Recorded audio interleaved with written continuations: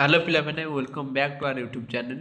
तो पिलामाने आज आम तुम 7th क्लास इंग्लीश जोटा फॉलोअप लेसन अच्छी तिलका माझी तार विषय मिनिंग बुझा विषय पढ़ा। तो पिलामाने विषय पढ़ा आगु तुम्हें आंक विषय जब कि जाच ये विषय तुम ये विषय बेसिकाली तुम जे तिलका माझी किए तिलका माझी कौन तिलका माझी जड़े मानते सी कौन करते ମାନେ ଅଭିନୟ ବା ତାଙ୍କର କାର୍ଯ୍ୟକଳାପ କ'ଣ ଆମ ଯେଉଁ ଦେଶ ସ୍ୱାଧୀନ ହୋଇଥିଲା ତାଙ୍କର ଯୋଗଦାନଟା କ'ଣ ସେ ବିଷୟରେ କୁହାଯାଇଛି। ଆମେ ତ ବହୁତ ସାରା ଅଲଗା ଲୋକମାନଙ୍କ ଯେମିତି ଜାଣିଛେ ଜବାହରଲାଲ ନେହେରୁ ମହାତ୍ମା ଗାନ୍ଧୀ ଇଏ ସେମିତି ଟ୍ରାଇବାଲ ଏରିଆର ଜଣେ ଲିଡର ଥିଲେ ଯେଉଁଟା କୁହାଯାଏ ଯେ ଆଦିବାସୀର ସେ ଜଣେ ଲିଡର ଥିଲେ। ଆଦିବାସୀ ଇଲାକାରେ ଯେଉଁ ଲୋକମାନେ ରୁହନ୍ତି ତାଙ୍କ ଭିତରେ ଇଏ ଜଣେ ସ୍ୱାଧୀନତା ସଂଗ୍ରାମୀ ଥିଲେ। ତ ଚାଲ ପିଲାମାନେ ବିଷୟ ପଢ଼ିବା ଦେଖ ଏଇଠି ତୁମ ଦେଇଛି do you know who is this in this picture who picture is this.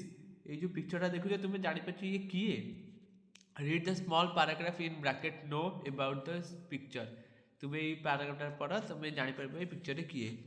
About 200 years ago 200 वर्ष पूर्व when hardly anyone throw of fighting against the British in India, Tilka माझी a Santal Bhagalpur in Bihar fought against them and was hanged by Britishers। 200 ବର୍ଷ ପୂର୍ବରୁ ଗୋଟେ ଯେତେବେଳେ British ମାନେ ଶାସନ କରୁଥିଲେ ସେତେବେଳେ ଏଇ ସାନ୍ତାଳର ଜଣେ ଲିଡର ଥିଲେ ତିଲକା ମାଝୀ। ସିଏ ଭାଗଲପୁର ବିହାରରୁ ହିଁ ଆସୁଥିଲେ, ଯେଉଁଟା ବିହାରରେ ଅଛି ଭାଗଲପୁର, ସେଇ ଜାଗାରୁ ସେ ଆସୁଥିଲେ। ସିଏ ବ୍ରିଟିଶର ବିପରୀତରେ ସେ ବିରୋଧ କରିଥିଲେ ବା ତାକୁ ବିରୋଧ ବା ତାକୁ ଦେଶରୁ ଭାଗ କରିବା ପାଇଁ ସାହାଯ୍ୟ କରିଥିଲେ। Our history book do not mention his name. आम जो हिस्ट्री बही अच्छी आंक ना विषय किसी भी लिखिनी। We have forgotten this great man who sacrifice his life for the country and show us the path of freedom. जी आम हिस्ट्री बही अच्छी आंक विषय किसी भी एमती इतिहास बही लिखाई हेले ये सबुठ बड़ निज जीवनर अभियोग निज जीवन को बलिदान देते ब्रिटिश मानकर लड़ाई करने। तो चलो तले विषयटा कौन अच्छी पढ़ा। फास्ट आम देखा इन 1750 तिलका माझी was born in Murmu family in A small village near Bhagalpur in Bihar. The village is called Tilakpur. 1750 मसीह जी तिलका माझी थे सी जड़े मुर्मू परिवार जन्मग्रहण करते।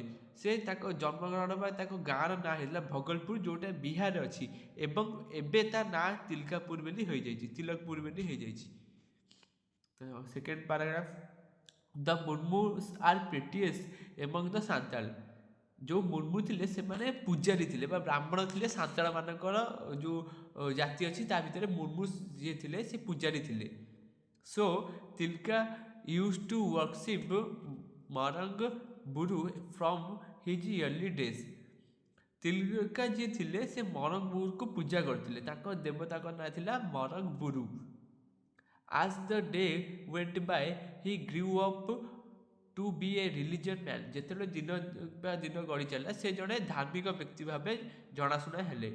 People of all religion had great love and respect for him and they called him Tilka बाबा। सबु धर्मर लोक मैंने सम्मान देउथिले और ताकू स्नेह डाकुथिले Tilka Baba. Third paragraph Tilka was very good at using bow and arrow. Tilka ji थे सी धनुषर बहुत भल प्रदर्शन करें। There was none in his area who could surpass at him shooting arrow from bow. He used to train the young men of the village shooting arrow. एमती कौ जगह ना से जो कौ जगह भी एमती प्राक्ट करना से गाँव जी भी यंग बा छोट युवक मैंने धनु तीर शिखेबार साहाय्य करते। सेकेंड पैराग्राफ देखिए SGP 2 जोटा अच्छी पढ़ा। चल द सांताल आज you know are freedom loving people. Santal माने जो सांताल जातिर आदिवासी अच्छे से माने स्वाधीन को बहुत भल पाती स्वाधीनता को। In those day they lived A free life without any outside control. they cleared the forest, prepared the field and grew different kind of crops।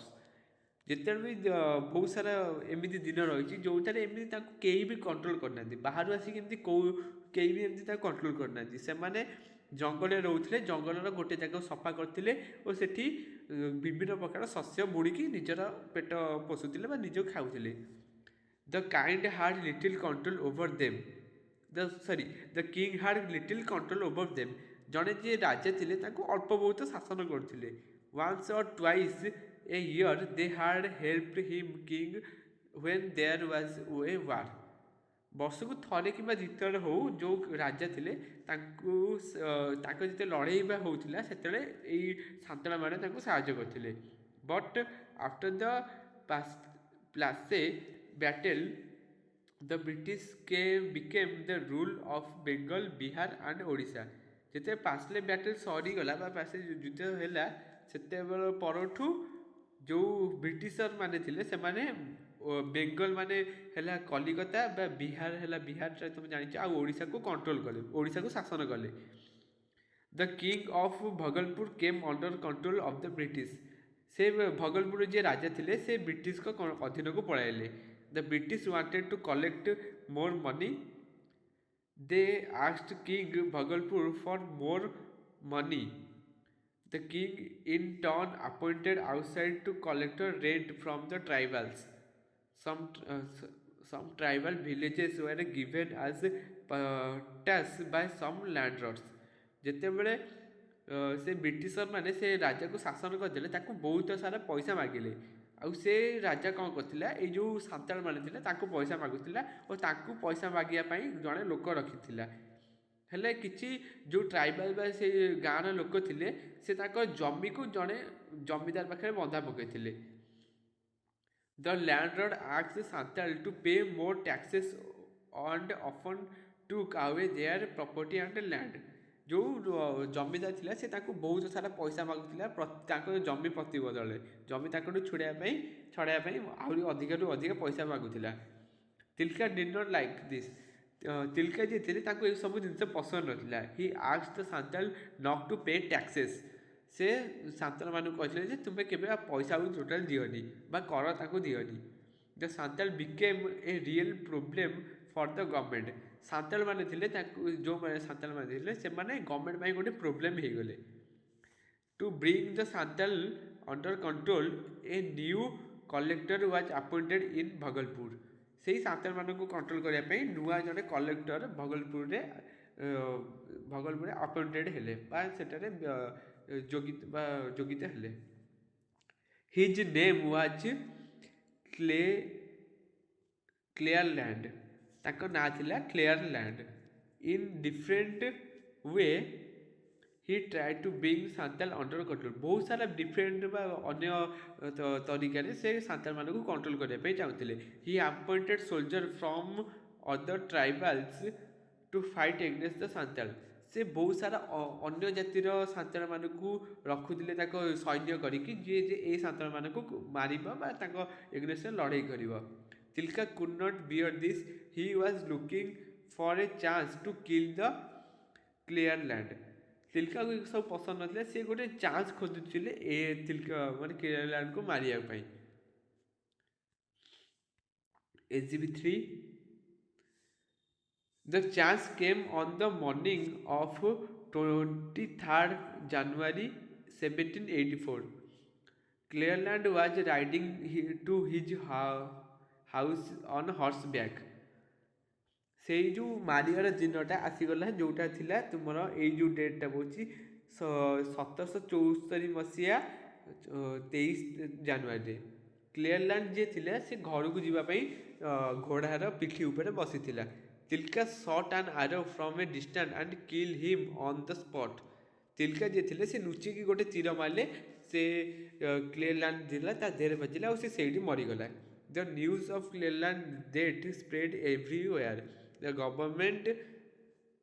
government brought more soldiers and weapons, but Tilka and his people fought about a year, killed many British soldiers with their arrows। ସେଇ ଯେଉଁ କ୍ଲେଲାଣ୍ଡର news ମରିବାର ନ୍ୟୁଜ୍ଟା ସବୁଆଡ଼େ ବ୍ୟାପିଗଲା ଆଉ ସେଠିକାର ଯିଏ British ଥିଲେ ସେ ତିଲକାକୁ ମାରିବା ପାଇଁ ବହୁତ ସାରା ପ୍ଲାନ୍ ବା ବହୁତ ସାରା ଲୋକମାନଙ୍କୁ ଆପଏଣ୍ଟେଡ଼ କରିଥିଲେ ବା ଯେଉଁ ବହୁତ ସାରା ସୈନ୍ୟକୁ ବାଛିଥିଲେ। ହେଲେ ତିଲକା ଯିଏ ଥିଲେ ସେ ତାଙ୍କ ସାଙ୍ଗମାନଙ୍କୁ ବା ତାଙ୍କ ଲୋକମାନଙ୍କୁ ନେଇକି ବହୁତ ସାରା ବ୍ରିଟିଶ ସୋଲଜରମାନଙ୍କୁ ତାଙ୍କ ଧନୁ ତୀରରେ ମାରିଦେଲା। At last they made a sudden attack on Tilka and his follower. ଶେଷରେ ସେ ଗୋଟେ ହଠାତ୍ କିନା ଆଟାକ୍ କରିଥିଲେ ତିଲକା ଆଉ ତାର ଯେଉଁ ସପୋର୍ଟର ମାନେ ବା ତାର ଫଲୋଅର୍ସ ଯେଉଁମାନେ ଥିଲେ ତାଙ୍କୁ ଆଟାକ୍ କରିଥିଲା। Tilka was arrested. ତିଲକାକୁ ସେମାନେ ଆରେଷ୍ଟ କରିସାରିଲେ। He was mercilessly beaten. His hand were then tied to a horse and he was dragged all over the Bhagalpur town. Mercilessly beaten ମାନେ ହେଲା ନିର୍ଦ୍ଦୟ ଭାବରେ ତାକୁ ମାରିଥିଲେ ଆଉ ତିଲକାକୁ ମାନେ ଆରେଷ୍ଟ କରିସାରିଲା ତାକୁ ନିର୍ଦ୍ଦୟ ଭାବରେ ବାଡ଼ିଥିଲେ ଆଉ ତା ହାତକୁ ବାନ୍ଧିକି ଘୋଡ଼ାରେ ତାକୁ ମାନେ ଘୋଷାଡ଼ିଲେ ପୁରା ସେ ଭଗଲପୁର ଟାଉନ୍ ସାରା ତାକୁ ଘୋଷାଡ଼ିଲେ। But Tilka did not die after all this। ହେଲେ ତିଲକା ସେଥିରେ ବି ମରିନଥିଲା। So they hanged him from a tree, the place known today Tilka ଛକ୍। ହେଲେ ସେ ସେଥିରେ ନ ମରିବାରୁ ତାକୁ ଗୋଟେ ଗଛରେ ଟଙ୍ଗେଇ ଦେଇଥିଲେ। ଏବେ ସେ ଜାଗାଟା ତିଲକା ଛକ ଭାବରେ ପରିଚିତ।